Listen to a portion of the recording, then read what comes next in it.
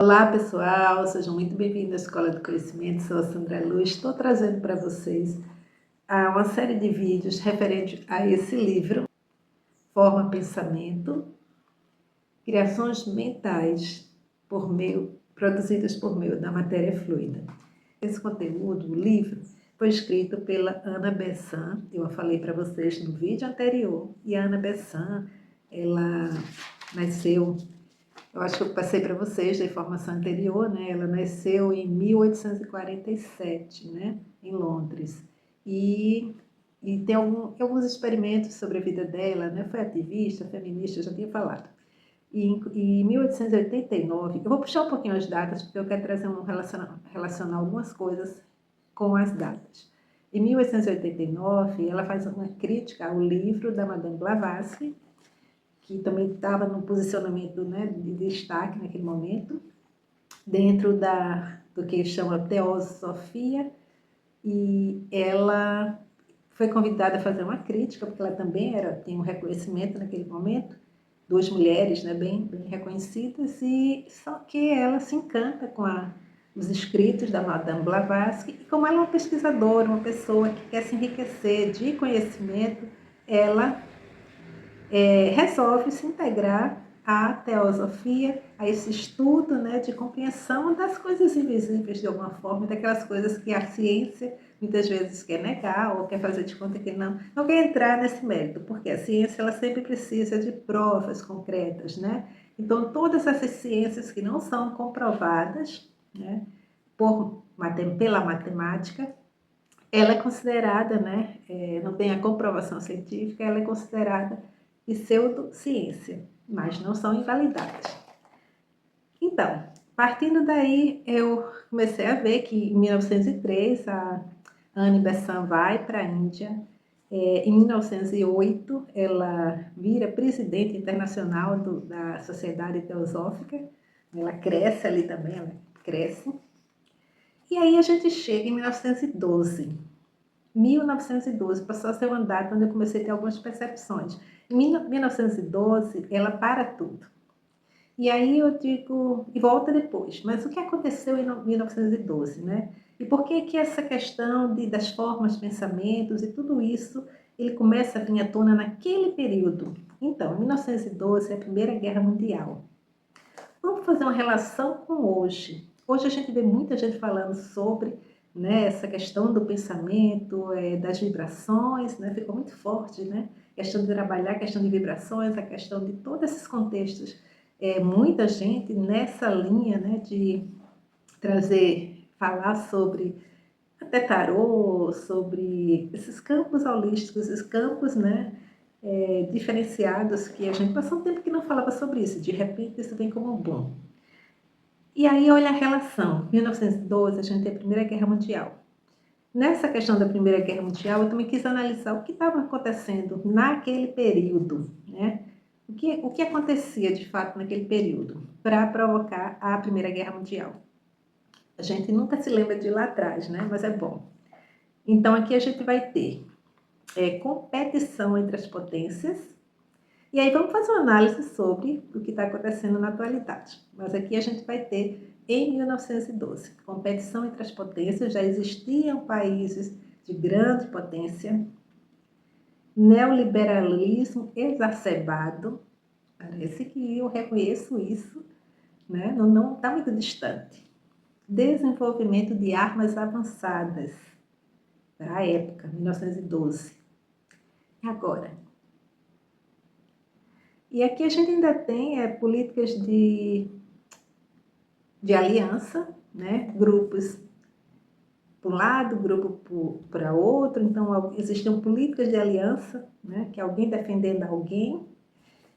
E o que deu o boom da guerra foi o assassinato, naquele período de 1912, do arquiduque Francisco Ferdinando. E esse Francisco Ferdinando era herdeiro do trono austro-húngaro em Sarajevo. Olha a cena.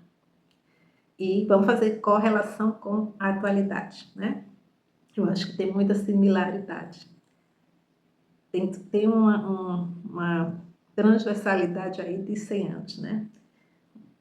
Mas o que é que acontece nesse período e por que veio muito à tona essa questão de começar a entender essa forma de pensamento? Eu sempre falo que, né, as vibrações, elas estão relacionadas, né, com se a gente está na vibração mais baixa, a tendência, se a gente está na vibração mais baixa, a tendência é a gente entrar num espaço de maior densidade. E quando estamos no espaço de maior densidade, a frequência, ela é tão, vamos dizer, tão ativa que ela materializa coisas. Então, veja bem, ali existe uma efervescência que causou a guerra, né? Que era exatamente competição, extremismo, políticas, alianças, né? E uma série de coisas que tornava vamos dizer, o campo, esse campo onde o pensamento circula, né? Fluido, do fluxo de energia denso. Se a gente faz uma relação a 2025, a gente tem características muito parecidas com aquele período, em termos de densidade no campo, né? no planeta. E tem uma outra coisa que eu também estava observando, fiquei curiosa também de saber como estava o Brasil naquele período. E aí eu fui de 1912, 14, chegando, né? Então, para entender. Em 1912, assim, gente, só para lembrar, a guerra ela acontece em julho de 1914, ok? A Primeira Guerra Mundial. Então, aqui em 1912, como é que a gente está a nível de Brasil? O Brasil já tinha carnaval. Não tinha escola de samba, mas já existia o carnaval. Os mascarados saíam à rua, então a gente sempre... É interessante, né? Porque o nosso país, o Brasil, né? Ele tem essa característica de uma energia fluida, de alegria. Quer queira ou não, a gente ainda tem esse campo de alegria, apesar da densidade. Então, eu encontrei umas imagens, por exemplo, de quem estava em 1912, o presidente da República, vamos dizer, o presidente daquele momento era o presidente Hermes da Fonseca, tá? E em 1912 ele adia o carnaval, assim como a Anne Besant também, para as atividades dela, porque estava coisa tão pesada que todo mundo começou a parar. E eu soube que as pessoas continuaram fazendo carnaval sem... Ele manda parar oficialmente, mas as pessoas fazem os carnaval, continuam, fizeram os carnavais nos bairros. E Brasil, né? E aqui também tem uma outra curiosidade que eu encontrei em relação a 1912, que são uma foto, né, onde tem umas senhoras pernambucanas que, com armas na mão, que elas se juntam em defesa, para se defenderem dos cangaceiros. Então, as mulheres, quando Anne Besant fala sobre que ela trabalhava a questão da mulher, né, da luta feminina, então aí eu já encontro focos de luta feminina, inclusive em Pernambuco. Gente, espero que vocês estejam gostando do que eu estou falando, porque às vezes a gente não quer saber muito da história e dos contextos, porque para a gente entender o que passa nas mentes, a gente precisa entender o que está acontecendo no mundo. Não tem como, né? O que leva à densidade e leva à ansiedade e a outras coisas, né? Não é do nada.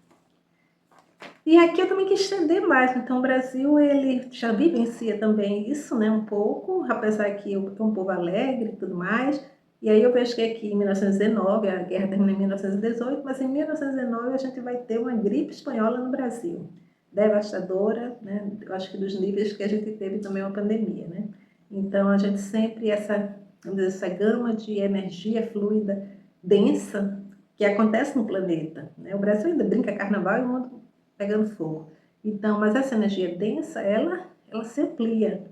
E as consequências são uma gripe, uma virose, uma gripe muito grande, coisas acontecendo em pequenas escalas, mas elas sempre acontecem nos pontos onde as pessoas se conectaram com aquela energia, né? Onde as pessoas entraram no espaço de densidade.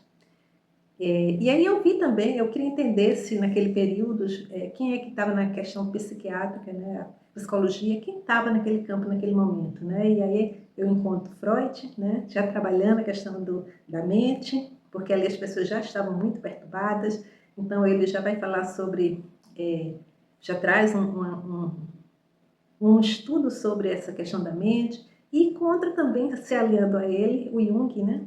Quando o Jung também já começa a se aliar a ele, e eu acho que, não sei se em 1912, que ele também se separa do Freud e cria uma coisa que ele, uma percepção dele, que se alinha à N do Besson, que é o inconsciente coletivo, né? Então ele traz a questão de que o que é o inconsciente coletivo?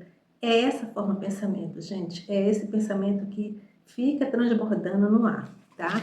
Então eu acho que aqui a gente tem uma noção de como é que se forma a densidade, ela sempre está relacionada ao ambiente. Isso é uma teoria minha, é observação minha, vamos dizer assim.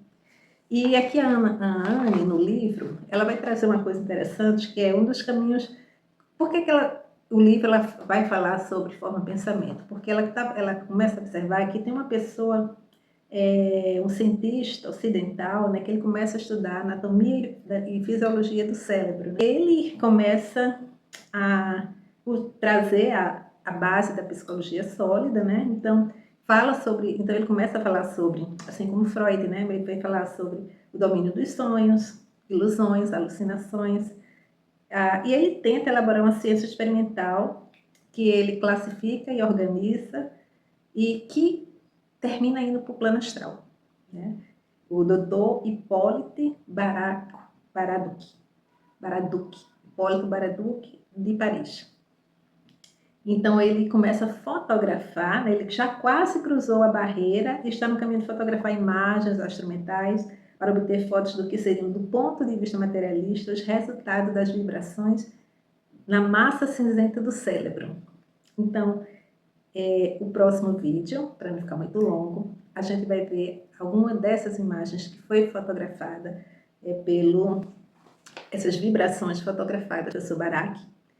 E muitas vezes os clarividentes conseguem enxergar, né? Que são luzes, que são cores, que às vezes está em volta da pessoa, né? E como a gente viu aqui a Anne falando, quando o meu pensamento, esses pensamentos densos, eles se aliam a outros pensamentos também densos, né? Eles formam exatamente a forma pensamento. E a grande questão é o cuidado para que essas formas de pensamento não materializem. E muitas vezes materializam.